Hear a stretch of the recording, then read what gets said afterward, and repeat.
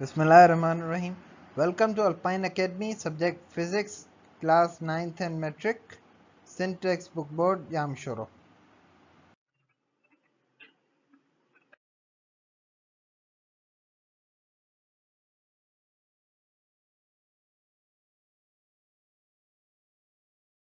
Assalamu alaikum. Today we are going to start numericals of chapter number 10, which is properties of matter.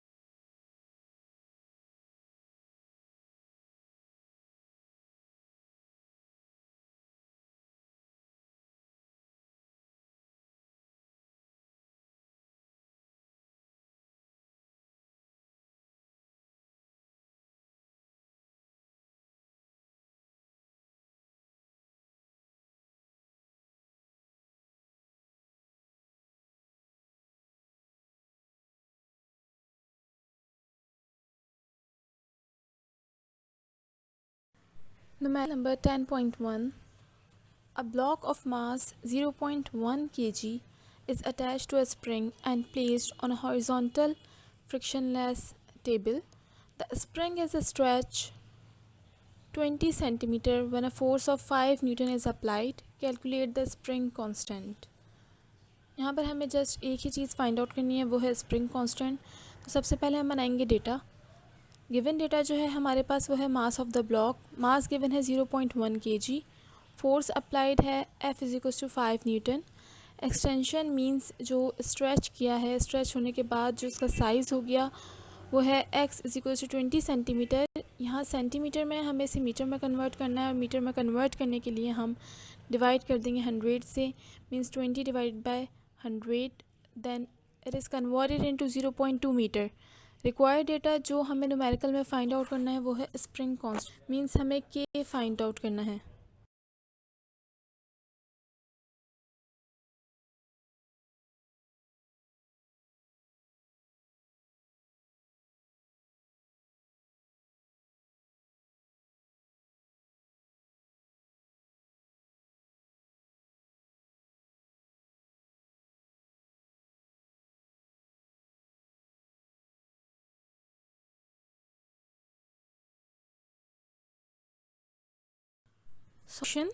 Solution के लिए हम यहाँ पर formula use करेंगे F = kx।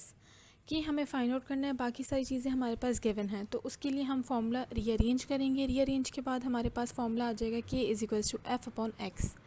Simply यहाँ पर हम वैल्यूज़ पुट करेंगे।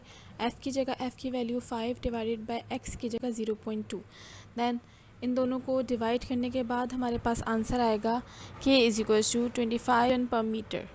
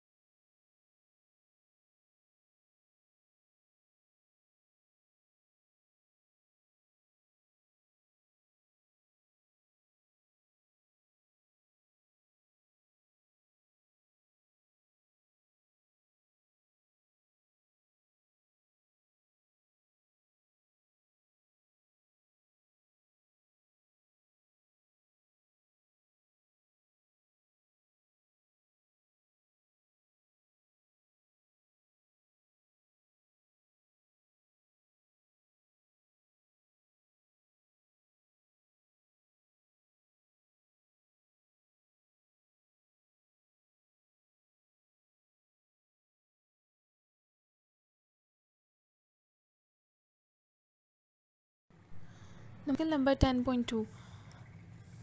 A steel wire of diameter 0.8 millimeter and length 1 meter is clamped firmly at 2 points A and B, which are 1 meter apart and in the same horizontal plane.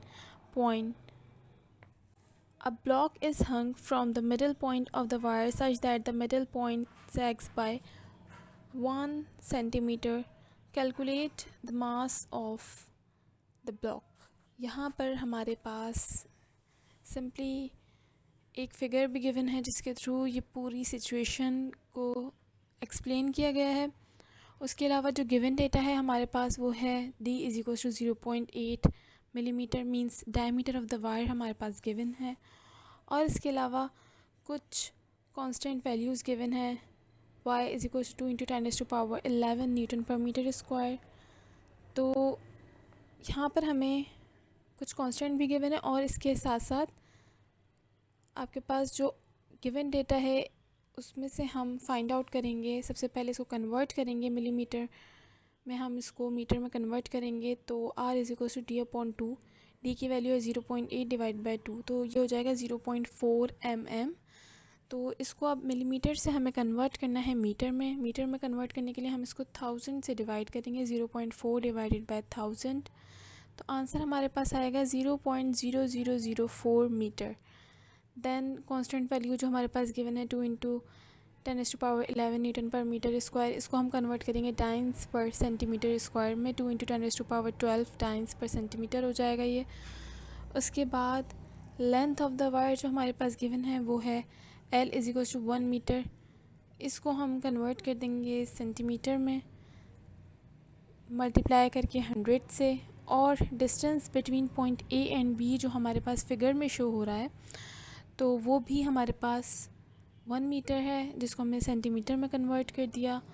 उसके अलावा sagging of the middle point में हमारे पास 1 centimetre है, और जो required data है वो है हमारे पास m, मींस हमें मास of the block find out करना है।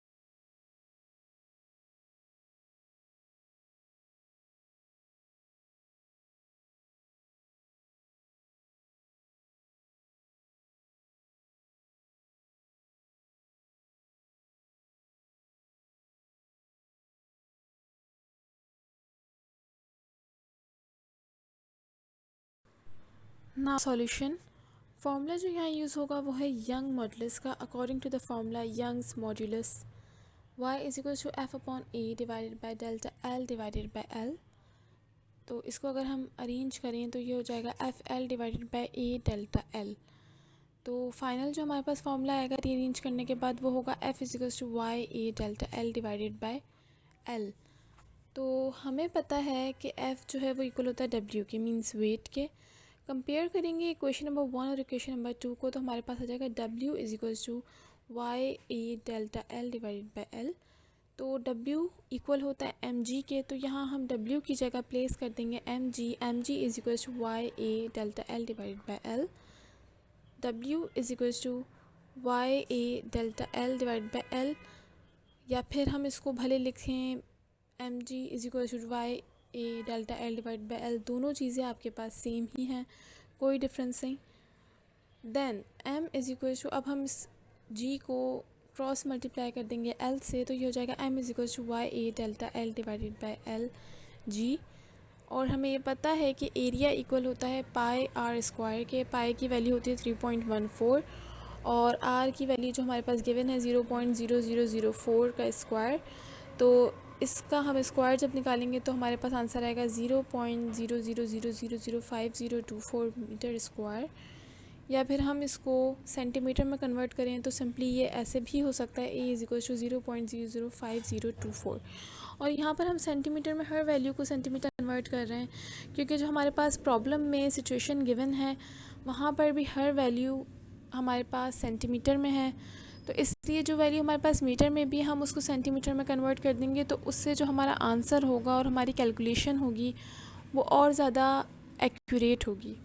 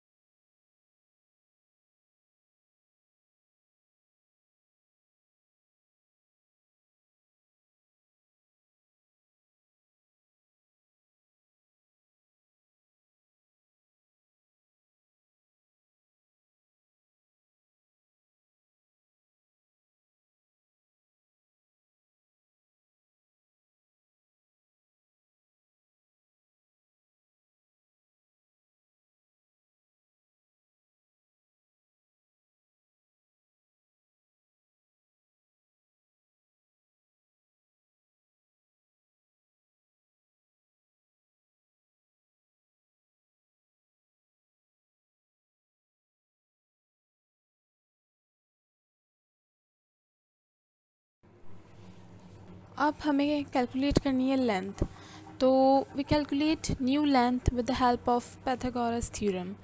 पाइथागोरस थ्योरम के थ्रू हम इजीली जो इसकी न्यू लेंथ है वो फाइंड आउट कर सकते हैं। और in triangle A C D, अब जो हमारे पास फिगर गिवन है, अकॉर्डिंग टू द फिगर जो ट्राइंगल है उस ए सी डी, उसके हिसाब से एक साइड होता है ट्राइंगल में वो होता है हाइपोटेन्यूस, और एक होता है परपेंडिकुलर, और एक होता है बेस।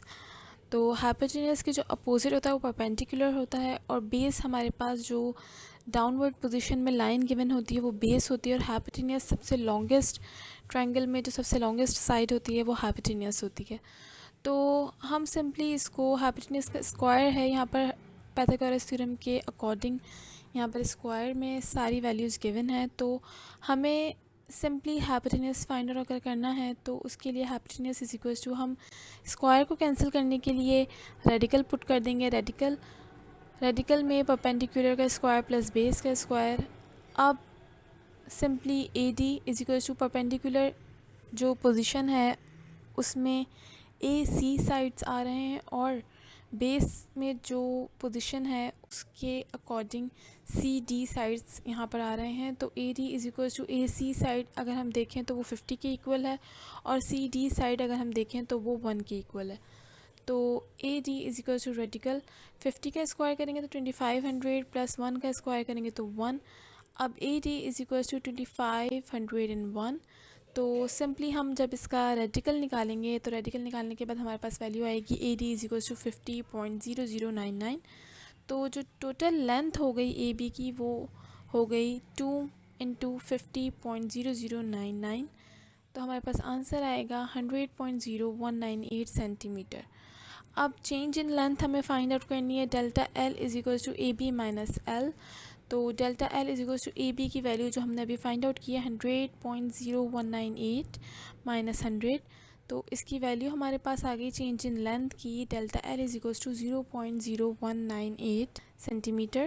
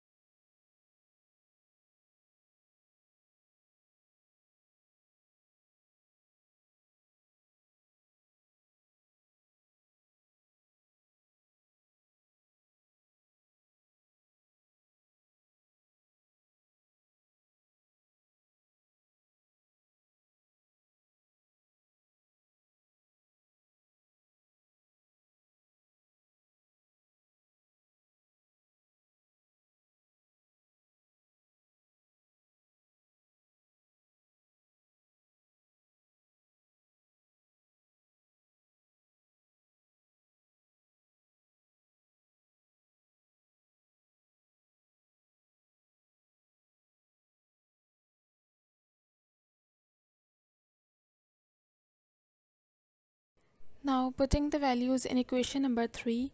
इक्वेशन 3 हमारे पास थी m is equal to Y A delta L divided by L ji.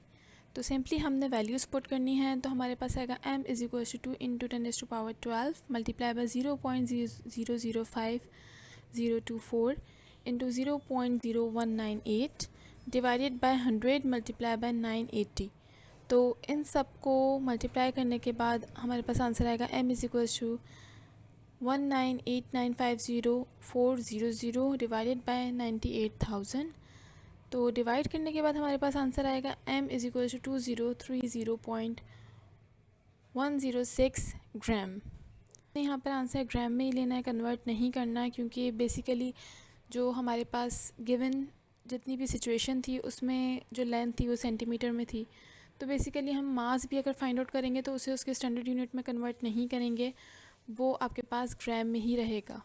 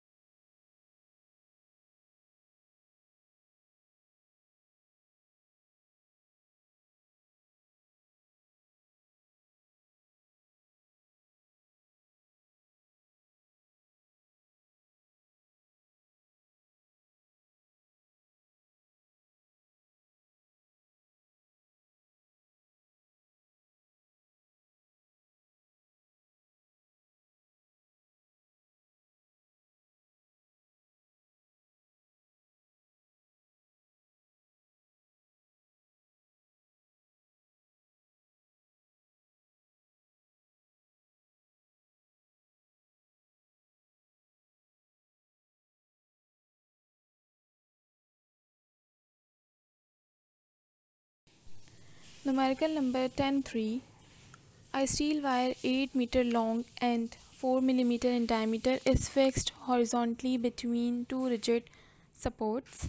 Calculate the increase in tension when the temperature falls by 10 degree centigrade. Constant हमारे पास जो स्टील के लिए गिवन है वो है 12 into 10⁻⁻6। y means constant for steel means आपके पास यहाँ पर जो यंग मॉडुलस की वैल्यू है स्टील के लिए वो गिवन है 2 इंटू 10⁻⁸ 11। अब बनाएंगे हम डेटा। गिवन डेटा जो है हमारे पास वो है लेंथ ऑफ द वायर जो कि L is equals to 8 metre, diameter of the wire given है जो कि D is equals to 4 millimetre. Decrease in temperature means के डेल्टा टी से इसलिए शो करेंगे क्योंकि ये चेंज इन टेम्परेचर है, डिक्रीज़ हो या इंक्रीज़ हो, चेंज इन टेम्परेचर हो जाता है। तो ये आपके पास गिवन है 10 डिग्रीज। ये हो गया हमारे पास जो गिवन डेटा है।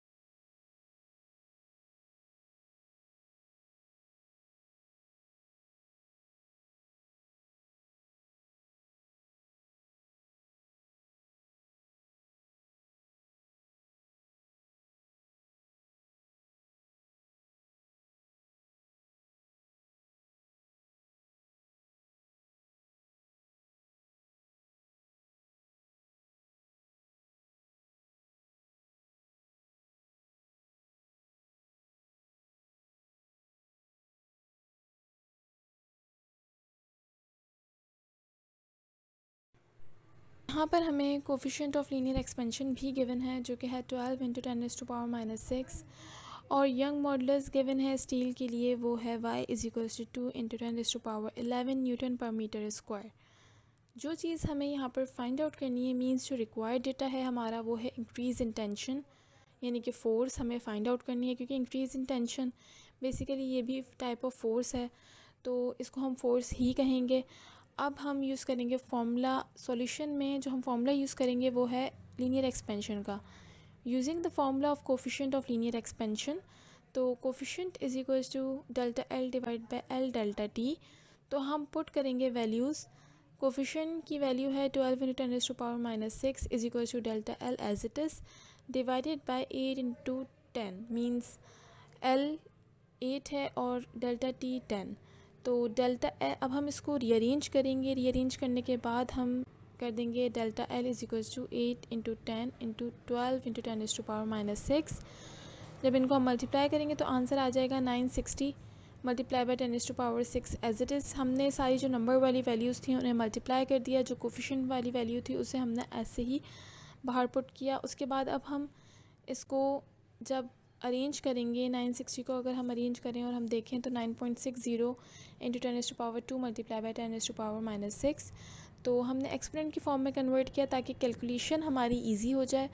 तो 10⁻6 है और ये प्लस का 2 है, तो प्लस माइनस माइनस होता है। अगर हम 6 में से 2 को माइनस कर दें तो हमारे पास 4 आएगा, और हम यूज़ करेंगे साइन माइनस की क्योंकि हमारे पास जो बड़ी वैल्यू है वो माइनस के साथ प्रेजेंट है। तो ये हो जाएगा delta L is equal to 9.6 into 10⁻⁻4। Now we calculate the area of cross section A. अब हमको फाइंड आउट करना है वो है area.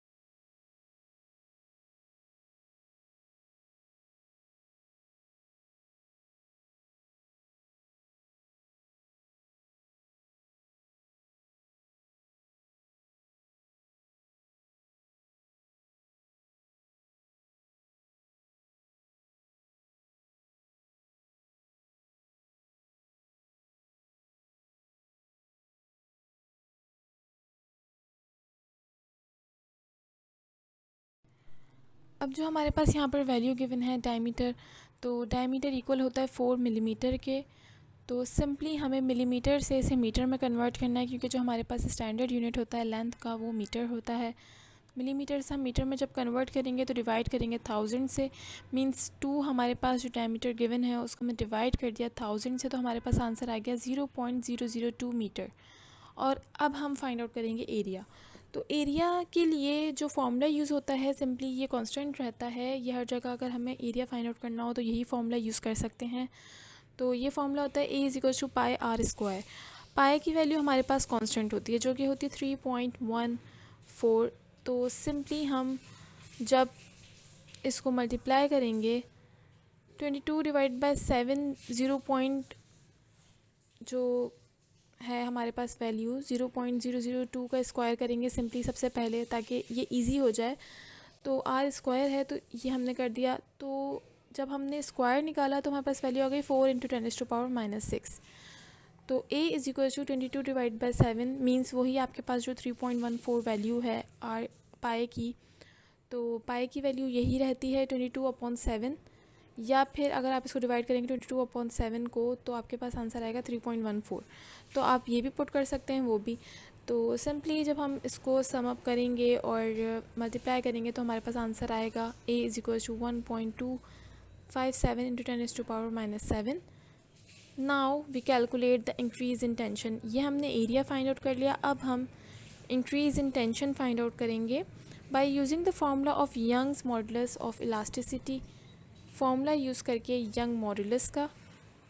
Putting the value in the above formula we have, simply put कर देंगे वैल्यूज़, क्योंकि हमने सारी वैल्यूज़ फाइंड आउट कर दी। हमने एरिया भी फाइंड आउट कर लिया है, लेंथ भी, तो सिंपली हमें जस्ट यहाँ पर वैल्यूज़ पुट करनी है।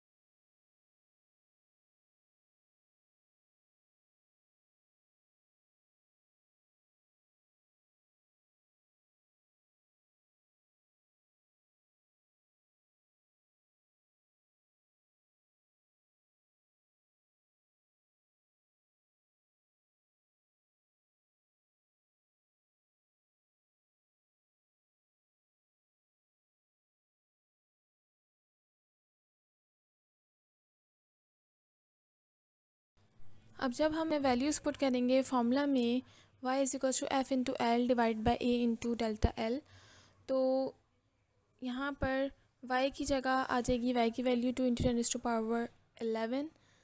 f फोर्स हमें फाइंड आउट करनी है तो हम f एज इट इज़ लिख देंगे, f × 8 divide by 1.257 × 10⁻⁻7 multiply by 9.6 × 10⁻⁻4।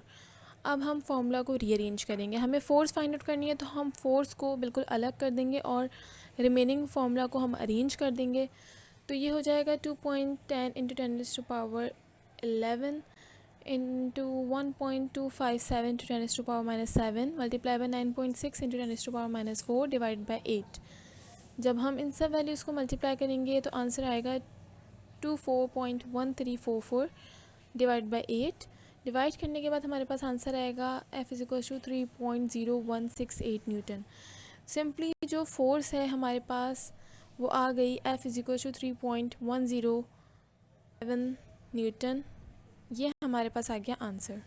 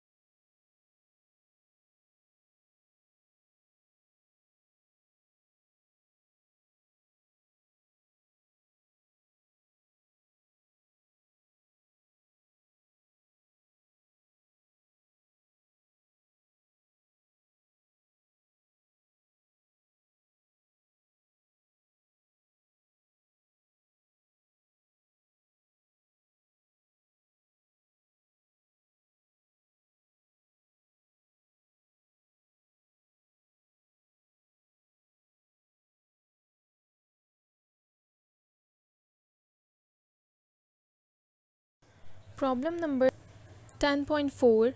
A 2 kg object is suspended from a copper wire 2.5 meter long and 0.6 millimeter in diameter.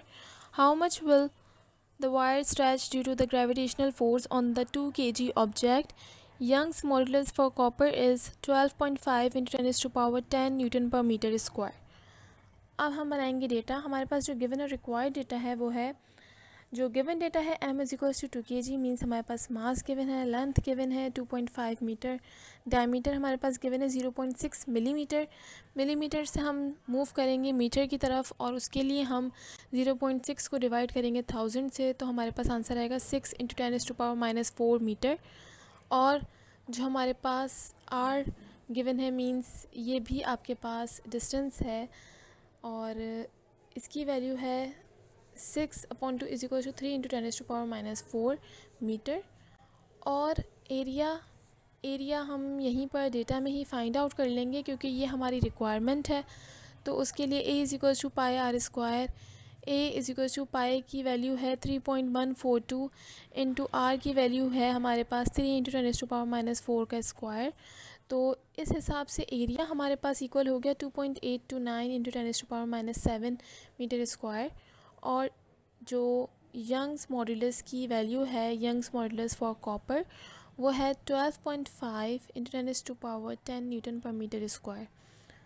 तो डेल्टा एल हमें यहाँ पर फाइंड आउट करना है, मीन्स जो रिक्वायर्ड डेटा है वो है चेन लेंथ हमें फाइंड आउट करना है प्रॉब्लम में.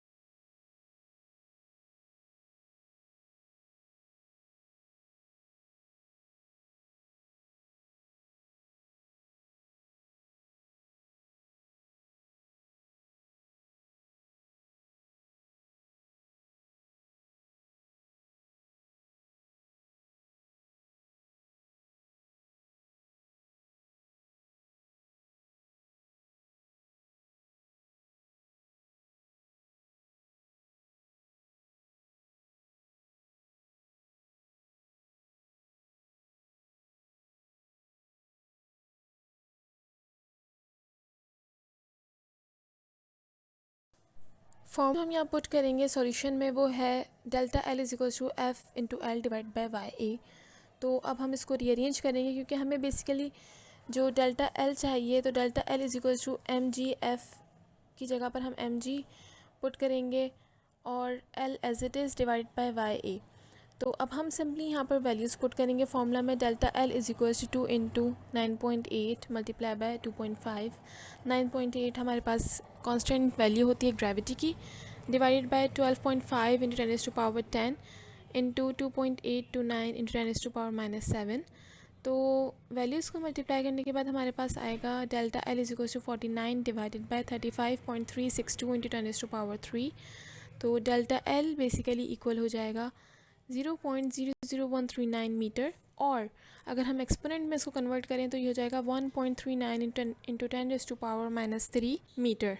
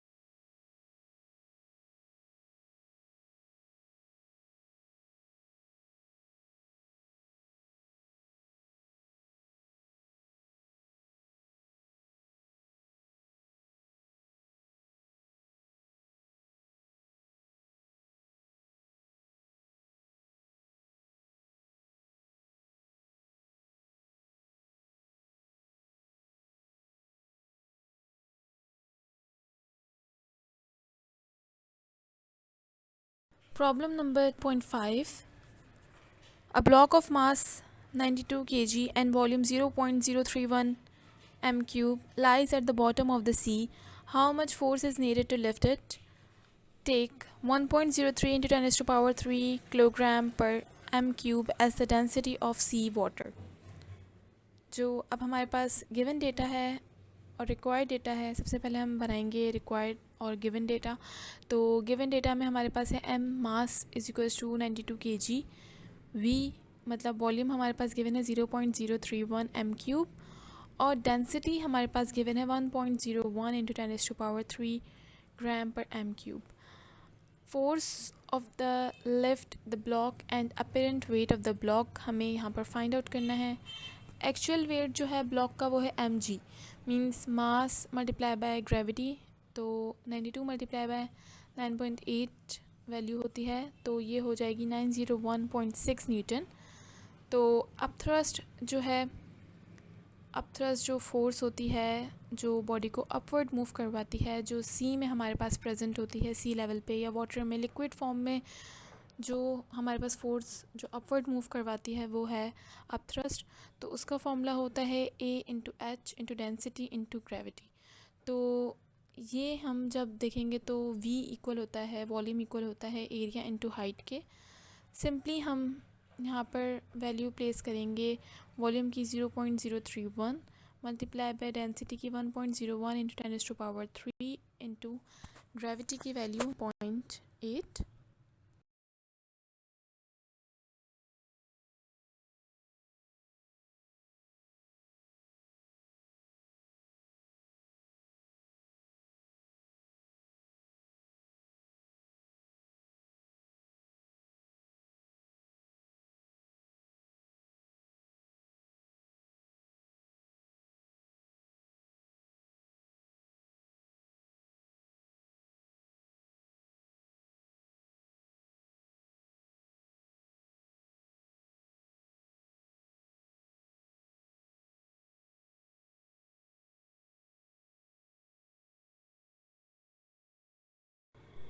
अब हम इसको मल्टीप्लाई करेंगे तो हमारे पास आंसर आएगा 312 Newton.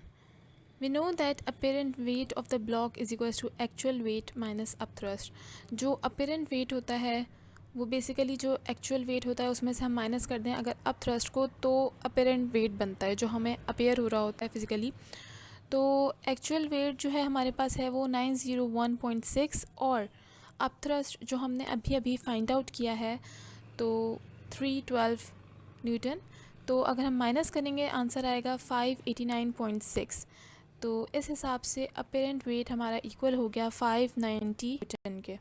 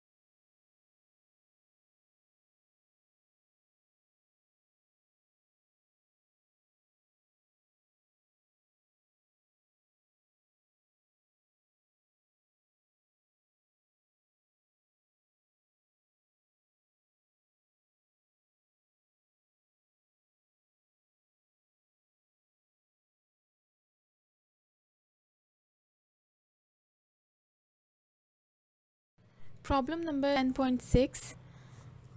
A canal lock gate is 20 meter wide and 10 meter deep. Calculate the thrust acting on it, assuming that the water in the canal is in level with the top of the gate. Density of water is 1000 kilogram per M cube. तो simply यहाँ पर हमें up thrust force find out करनी है. बाकी सब चीज़ें हमारे पास गिवन हैं. तो हम सबसे पहले बनाएंगे डेटा. गिवन डेटा जो है हमारा वो है लेंथ ऑफ द गेट जो कि है 10 metre, width of the gate जो कि है W is equal to 10 metre, area of the gate equal है A is equal to 10 into 10 is equal to 100 metre square.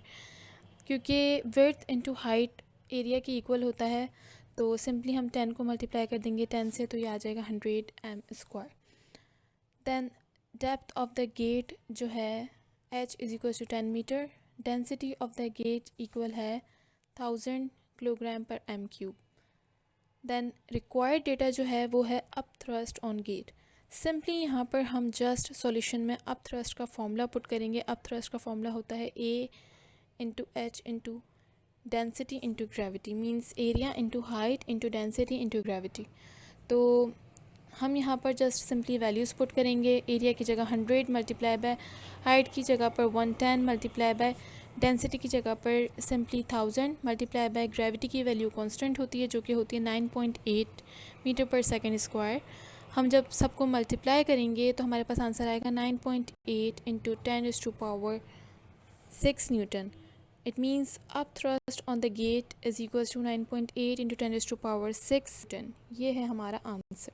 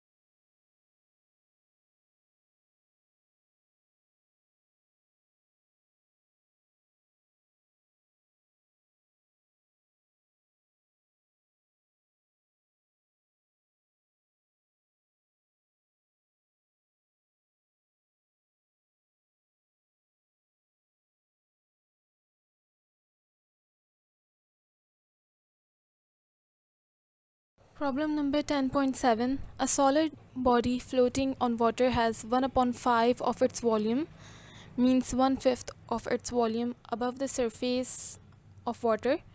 What fraction of its volume will project above the surface if it floats in a liquid of a specific gravity 1.60? Take density of water is equals to 1 gram per cm cube.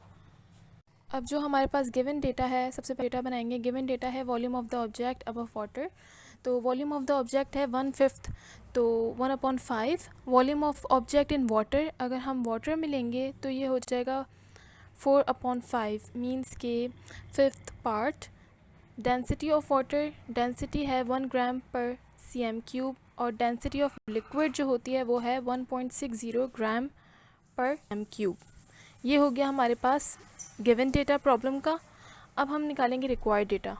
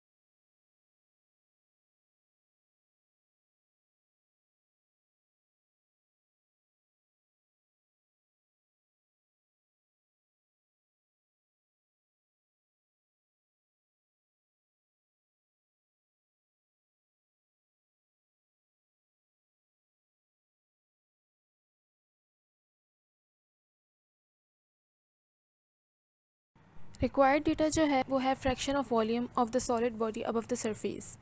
Means हमें यहाँ पर volume of the body find out करना है above the surface, क्योंकि हमारे पास जो given था वो अभी लिक्विड में उसकी डेंसिटी वगैरह गिवन थी। तो अब हमें यहाँ पर जो फाइंड आउट करना है वो fraction of volume above the surface. तो solution W1 weight of the water displaced by the body, W2 weight of the liquid displaced by the body and X fraction of the solid body volume above liquid।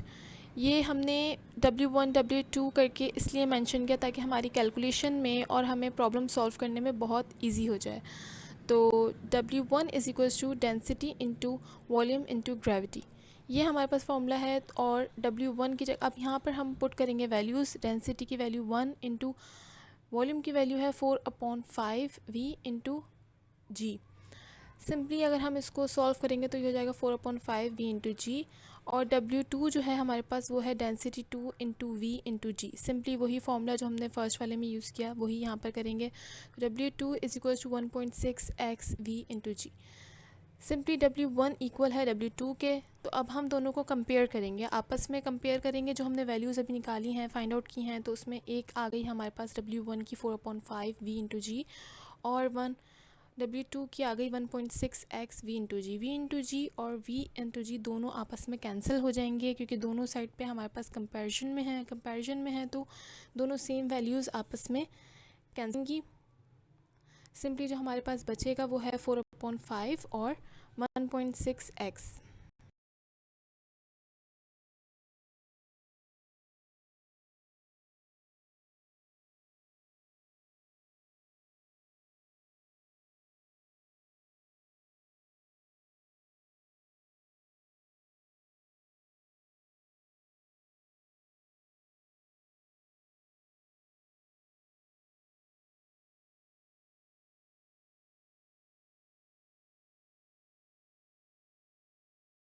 जब हम इसको rearrange करेंगे तो rearrange के बाद ये हो जाएगा 4/5 is equal to 1.6x।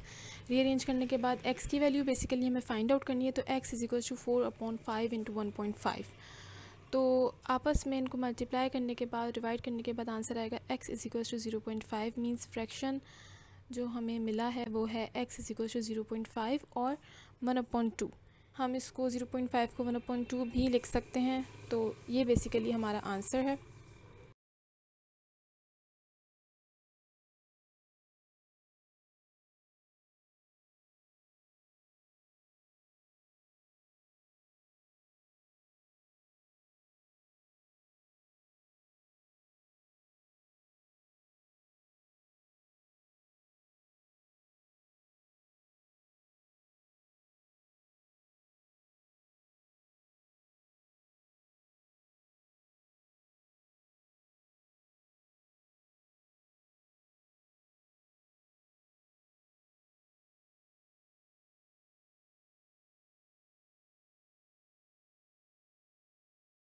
Problem number 10.8.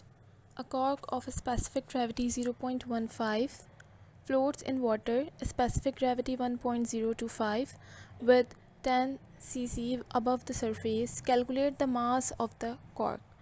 यहाँ पर हमें मास फाइंड आउट करना, तो उसके लिए हम सबसे पहले डेटा बनाएंगे जो गिवन डेटा है। तो स्पेसिफिक ग्रेविटी हमारे पास गिवन है वाटर की 1.025। Specific gravity of cork means density number 2 हमारे पास गिवन है वो है 0.15। Volume of the cork above the surface of water given है V is equals to 10 cc। Required data जो है वो है mass of the cork, means हमें फाइंड आउट करना है जो अबव गिवन वैल्यूज़ हैं उनसे।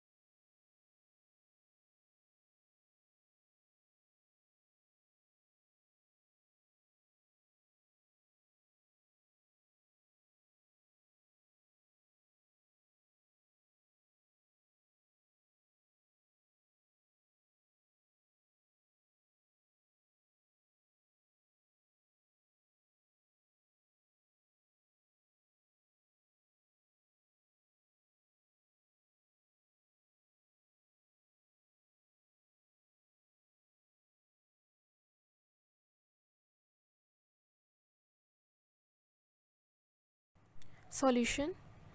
Let V be the volume of whole cork and the volume under water is equals to V minus 10. हमने यहाँ पर कंसीडर किया कि V वॉल्यूम है जो कंप्लीट हमारे पास होल कॉर्क है उसका, और वॉल्यूम अंडर वाटर अगर हम लेंगे तो V माइनस 10. अब यहाँ पर हम सबसे पहले इसको जो वेट है W2 is equals to P2 means density 2 V into G, जैसे कि हमने लास्ट प्रॉब्लम में किया, बिल्कुल सेम ऐसे ही यहाँ पर हम डेंसिटी 2 की वैल्यू पुट करेंगे 0.15. Then weight of the displaced water W1 is equals to density 1 V into G, तो ये हमारे पास इक्वल हो जाएगा 1.025 V माइनस 10 जी. मतलब वॉल्यूम अंडर वाटर जो हमारे पास है V माइनस 10 उसकी वैल्यू हमने पुट की. Then according to the law of flotation के मुताबिक W1 इक्वल होता है W2 के, तो सिंपली हमने यहाँ पर दोनों वैल्यूज़ को कंपेयर किया. 1.025 V minus 10 G is equals to 0.15 V into G. G और जी आपस में कैंसिल हो गए क्योंकि कंपैरिजन में जहाँ पर दो वैल्यूज़ सेम होती हैं तो वो कैंसिल हो जाती हैं, तो यहाँ पर दोनों वैल्यूज़ कैंसिल हो गई. मींस जी दूसरे जी से मतलब राइट हैंड साइड वाले जी से कैंसिल हो गया. कैंसिल होने के बाद जो वैल्यू बची वो है 1.025 V minus 10 is equal to 0.5 V.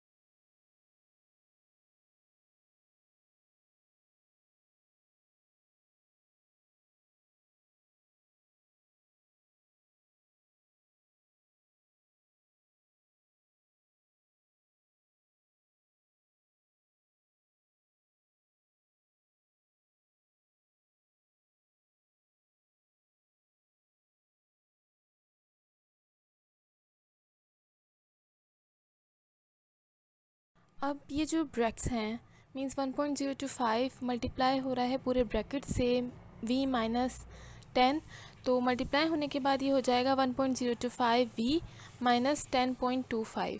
10.25 means के 1.025 मल्टीप्लाई होगा 10 से भी V से भी, 10 से हुआ तो 10.25 हो गया और 0.15 V same as it is रहेगा.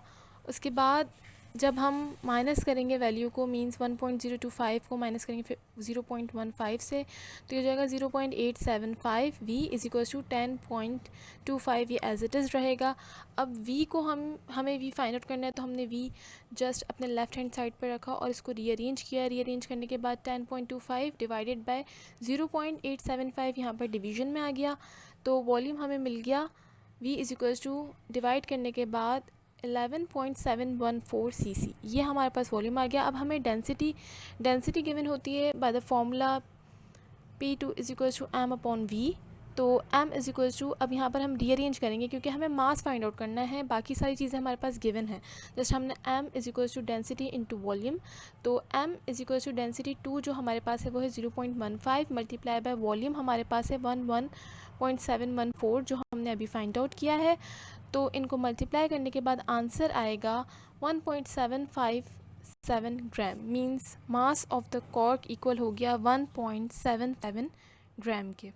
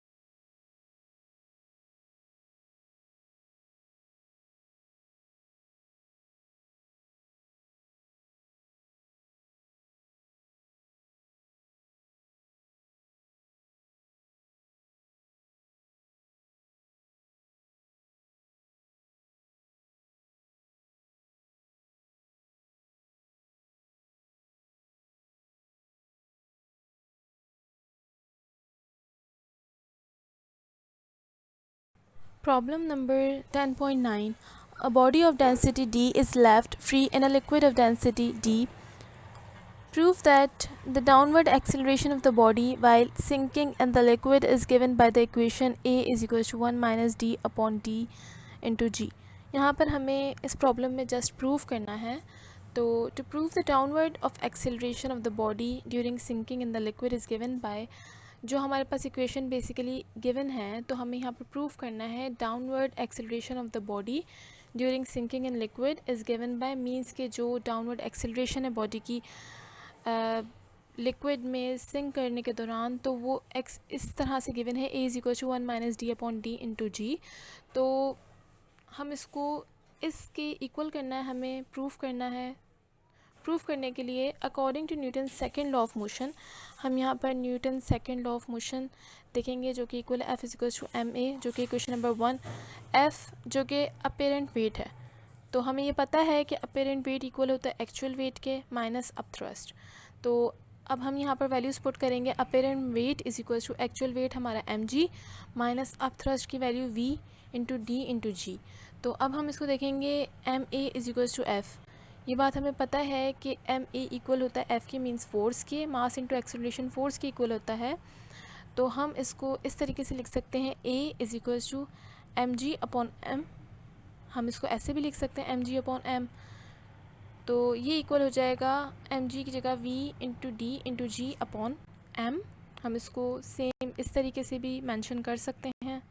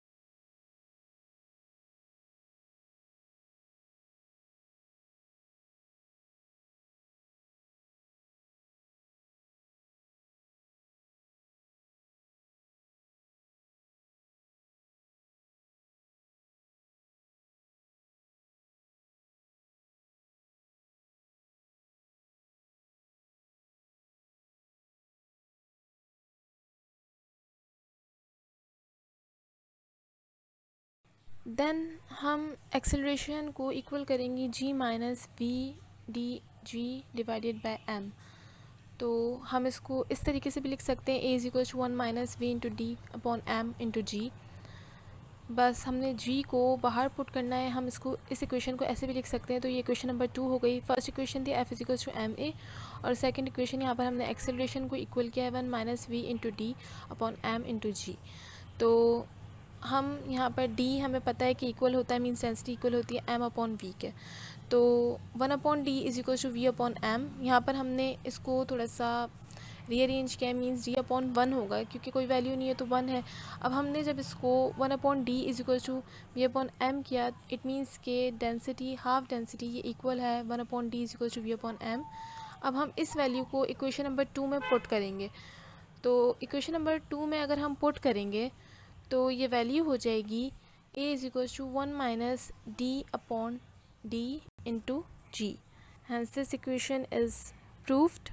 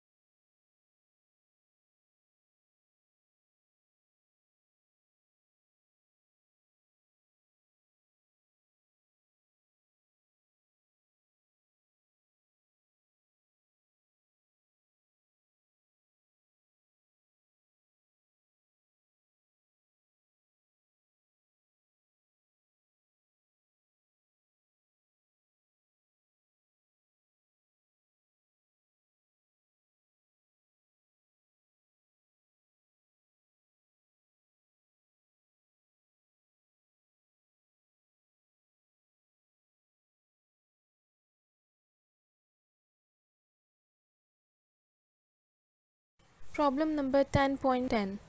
A block of wood, specific gravity 0.85, floats on water.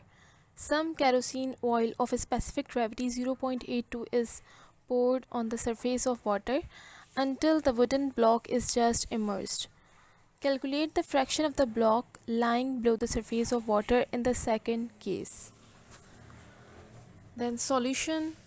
अब जो ब्लॉक है, let the block volume of the block is equals to v1, हमने इक्वल कर दिया volume of the block v1, below water v2। Volume of the block जो given है हमारे पास वैल्यू वो है 0.85। स्पेसिफिक ग्रेविटी जो वुड की गिवन है वो है 6 × 10⁻³ किलोग्राम पर m³। मतलब हमने यहाँ पर डेंसिटी नंबर 1 के नाम से इसे शो करवाया है। Density of kerosene oil P2 is equal to 1000 kilogram upon m³।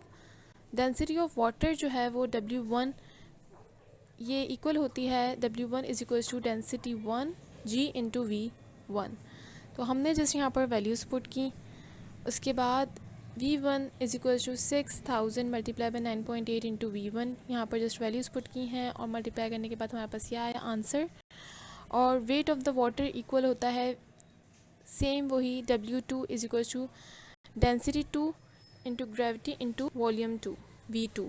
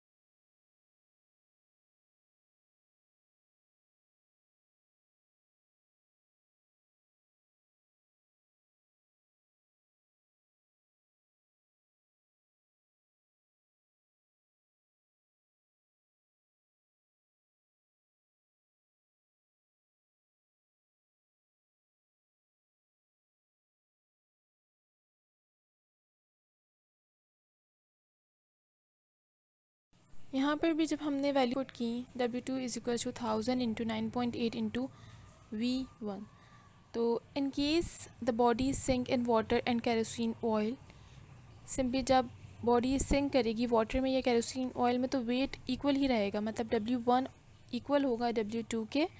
तो यहाँ पर हम वैल्यूज़ पुट कर देंगे जो W1 के हमने पुट की थी 6000 into 9.8 into V1 is equal to W2 की जगह पर जो हमने वैल्यूज़ पुट की थी वो हम यहाँ पर मेंशन करेंगे 1000 इंटू 9.8 इंटू V2। तो अब इसको हम रीअरेंज करेंगे क्योंकि हमें फाइंड आउट करना है सबसे पहले V1। तो 1000 into 9.8 into V2 divide by 6000 into 9.8। जब हम इन वैल्यूज़ को सॉल्व करेंगे तो आंसर आएगा V1 is equal to 1/6 V2। Means volume of the block below water equal होगा 1/6 V2 के। So this is all about the numericals of chapter number 10 property matter. Thank you so much.